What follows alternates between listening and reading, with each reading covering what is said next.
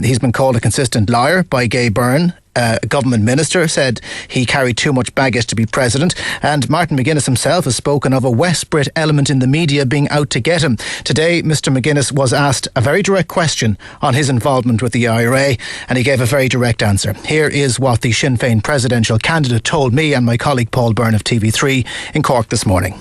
Did you ever kill anyone during your time in the IRA, yes or no? No. Were you ever indirectly responsible for the deaths of people? No. I was in the IRA in Derry in the very early 70s. I joined the IRA because the British Army came onto our streets in the aftermath of the RUC beating our people off the streets when I was 18 years of age. They murdered two of our citizens, Seamus Cusick and Desi Beatty. The RUC went into Sammy Devaney's house and beat him, and he died a few weeks later.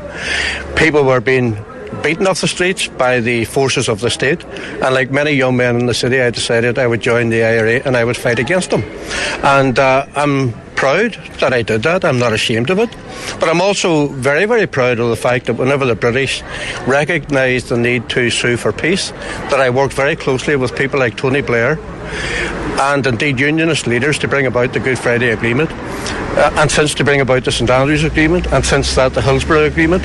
And I've worked very positively with Ian Paisley and with Peter Robinson. And if I could just say this, because I think it's actually important to say this, I have made my peace with unionist leaders, working in government with them.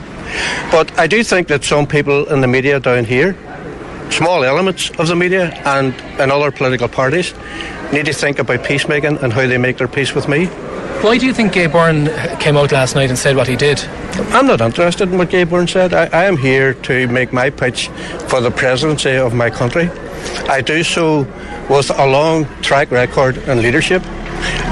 It's a matter for the people to decide in the round what I stand for and what I represent, and whether or not I have made a contribution, which many historians reckon that my contribution, along with others, has been the biggest political development of the last 100 years in Ireland, finally ending the conflict that has been so much to our detriment for far too long. So can the Irish people take it that, and take you at face value when you say you never killed anyone while you were in the IRA, or you never fired a gun? No, I didn't say I never fired a gun. I mean, I was in the IRA, and there were battles on the streets of Derry. I've never run away from that. But I'm not going to sensationalise in interviews something that can be then used to the detriment of the peace process, and indeed to the detriment of my colleagues within government, those people who have been courageous, like Ian Paisley and Peter Robinson, to come forward and join with us. Can I ask you, do you accept that you're a polarising candidate in this campaign, Martin McGuinness, since you came in there? Somebody described it on our programme yesterday, you're the Marmite of the Irish presidential election. They either love you or they hate you. Well, we'll see on the 27th of October how the people of Ireland feel about me. I'll rest my case until then. Martin McGuinness speaking to myself and Paul Byrne of TV3 on his way in to do another radio interview in Cork this morning. So we had a very clear statement. He never killed anybody. He was never indirectly involved in the killing of anybody in Northern Ireland. But interestingly, he said he may have fired a gun during his early days in the IRA back in the 1970s when he was involved with the IRA. Lots of people giving us their thoughts on what Martin McGuinness said. Of course, as I said, he has been this polarising candidate since it was announced that he was going to go for the presidency. Let's not forget, it was less than a fortnight ago that it was confirmed that he was going to go for the Áras. Gay Byrne, Martin McGuinness said he wasn't interested in what he said last night. This is what broadcaster Gay Byrne, a man we thought for some time was going to be in this presidential race, this is what he told TV3.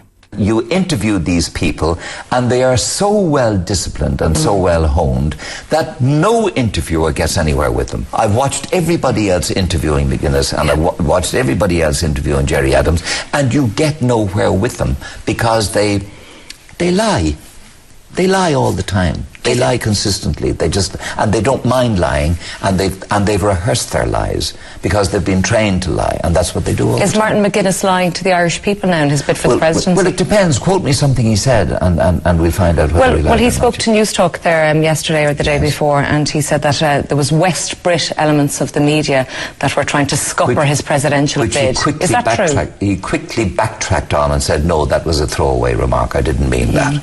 Who do you think he was referring to when he said it, though? know. It was obviously in his mind. Well, it was in his mind. Of course it was in his mind. And he was... But anybody who would attack Sinn Féin or the Provos or himself or Gerry Adams would be labelled as something or other. Gay Byrne speaking to Colette Fitzpatrick on Midweek on TV3 last night. Earlier on this programme, Damien was joined by News Talk's Eamon Dunphy and by Fintan O'Toole of the Irish Times. First, the issue of lying. Eamon Dunphy's take on that. Well, all politicians are liars. I think all people in public life who wish to prosper have to be economical with the actuality at times. And I think we have to be grown up about that. One of the things we shouldn't do is make public life inhospitable to anyone with a real character and personality who's liable to make mistakes or who have done wrong things in the past. One of the comments that Eamon Dunphy made on the programme yesterday, he made a comparison between Martin McGuinness and Nelson Mandela. We put that to Fintan O'Toole today. He said he was sickened by that comparison. There is not a shred of evidence that Nelson Mandela was involved in war crimes. There is evidence, and very strong evidence, that Martin McGuinness was a senior figure in the IRA, which, and by the way, it's very interesting that nobody in this conversation, and nobody in any of the conversations that I've been involved with in the last couple of days, has denied that the IRA was involved in consistent commission of war crimes. So, the comparison here is one that simply doesn't hold water. Damien, I've been watching the reaction on Twitter this afternoon. Lots of people talking about it on #NewsTalk. The debate that went on, it seems to be an even spread from what I can see. What's it been like on text? Oh, we're getting lots of texts now. Here's one from a listener called GB in Dublin. Eamon Dunphy should realise that Martin McGuinness has questions to answer. Compare him to the other candidates who have no questions on terrorism to answer. That's GB in Dublin. Now, that's a valid point. The other candidates don't have to answer questions in this department at all.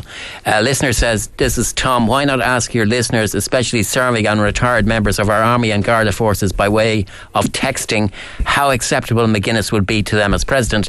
That's from Tom. Well, I did put that to Eamon. I said to him, what if officers of the Gardaí or the armed forces don't want to accept the authority of Martin McGuinness as president if they're, for example, asked to appear before him in reviewing situations or whatever?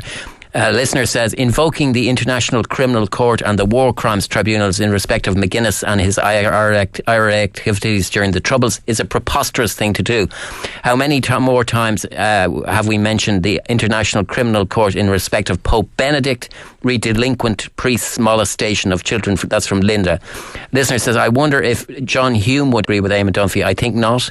The modern IRA war was about human rights, ? It was for about 4 years, but the last 4 years were about something else for which they had no mandate. That's from Richard in Monaghan, who I think is drawing a distinction between the first phase of the Troubles and that what went on for 20 or 30 years. We're also joined by Shane Coleman, News Talk's political editor. Shane, Martin McGuinness has been dealing with these questions for a long time. I can't remember a direct question like that being put to him and such a direct response coming back. Do you think he's done enough to deflect them now in the future? I'm not so sure about that. I think these issues are going to keep arising over the course of the campaign. I think, as was the point I was making to you the other day, Jonathan, I think Martin McGuinness has been quite taken aback by the ferocity of the questions. I suppose they had dealt with those questions a number of years ago in Northern Ireland, but obviously it was a number of years ago that they came to power, and maybe he had become unused to it. But certainly he seemed a little shell-shocked, and we saw that major gaffe he made with our own Chris Donoghue when he spoke about West Brits. And I think these issues are going to arise. There's no question about it.